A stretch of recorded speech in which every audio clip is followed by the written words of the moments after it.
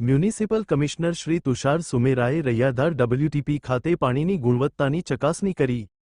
રાજકોટ શહેરના નાગરિકોને શુદ્ધ અને સલામત પીવાનું પાણી ઉપલબ્ધ થાય તે સુનિશ્ચિત કરવા માટે મ્યુનિસિપલ કમિશનર શ્રી તુષાર સુમેરાએ Raiyadhar water treatment plant WTP ખાતે રૂબરૂ મુલાકાત લીધી હતી.